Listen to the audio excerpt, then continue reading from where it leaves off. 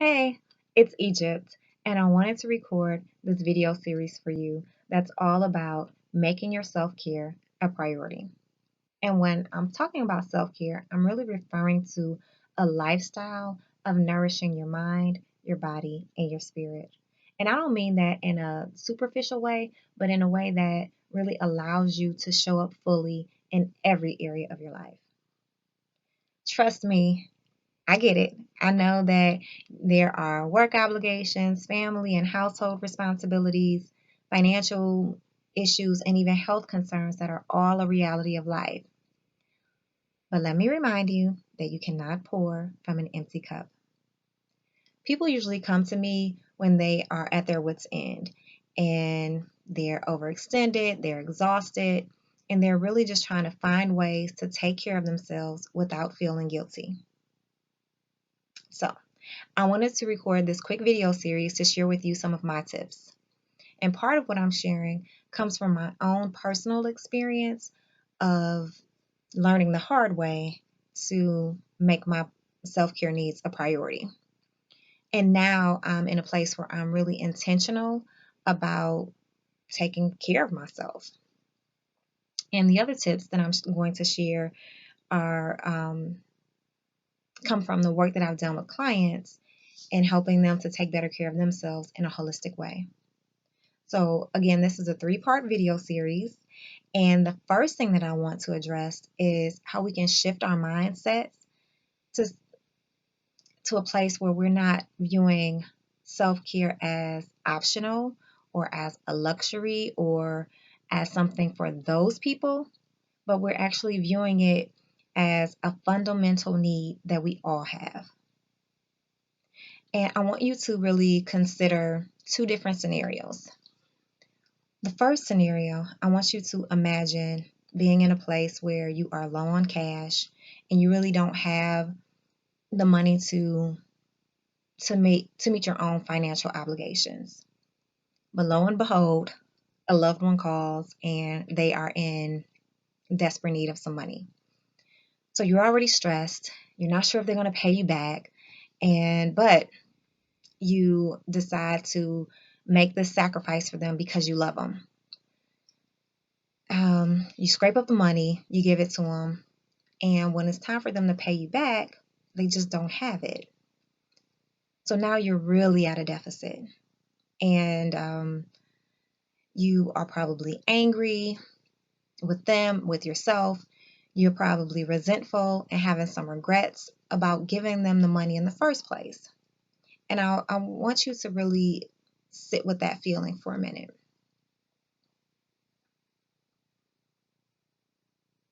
And now I want you to consider a second scenario where everything is fine. You have money in the bank. You've gotten paid again, and you're able to meet all your bills are paid. And now you get a phone call from a loved one, and they're in need of money. There really isn't the tension there because you have it to give. So you don't have to make a sacrifice. You're just able to give it to them. And when it's time for them to repay you and they're not able to, you're still okay because you were able to give from a place of abundance. You see how that feels different? And now I want you to consider this in terms of self-care. So when our needs aren't met, whether it's physical, emotional, spiritual, mental, if our needs aren't met and we are constantly pouring into other people, our spouses, our children, our jobs, our volunteer service, after a while, our reserves are depleted, and we're actually out of operating out of a deficit, and we become out of balance. So when we are at work, we are stressed out and thinking about, the fact that we are not spending quality time with our family. When we're with our families, we're stressed out about the work that's piling up on our desk. And when we're out volunteering, we are resentful because we're exhausted, right? So that really we're not really able to give our best or be our best in any of those situations. However, when we are meeting our needs first, we're able to give from a place of abundance, and we're able to show up differently for the people that we care about the most. And I also want you to think about that. And I want to clarify something. The scenario that I gave about the money, I want you to realize that that was just an example, because money is actually a resource that can be replaced. You can't be replaced. Does that make sense? All right. So I really want you to embrace the idea that making your self care a priority is vital. It's When we take care of ourselves first, we have more success in all areas of our lives, in our business, in our relationships, at work, and at home. So, and I don't want to be too blunt, but let's face it, if we don't take care of ourselves, who will? So, real quick, to the mindset piece, so to shifting your mindset, what I'm going to do is just suggest that you begin to begin to shift your mindset. I'm going to suggest that you begin to replace your negative thoughts and beliefs with more affirming ones. So, for example, you might think to yourself, I'm not really deserving or worthy of nurturing myself. The affirmation that you can use would be, I am worthy of nurturing. I deserve nurturing.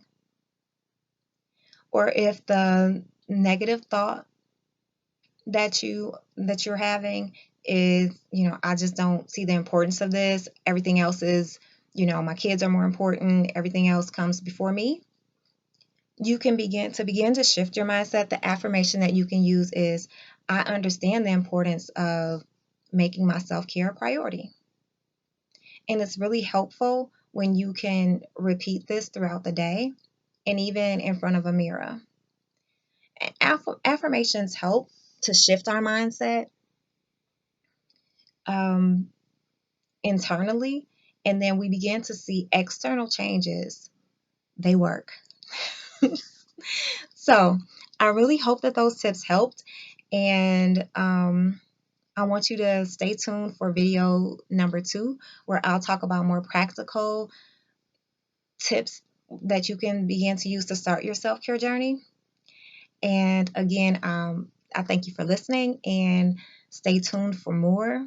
And I would also really appreciate if you would like to drop me a line, to leave me a comment, or feel free to ask me a question.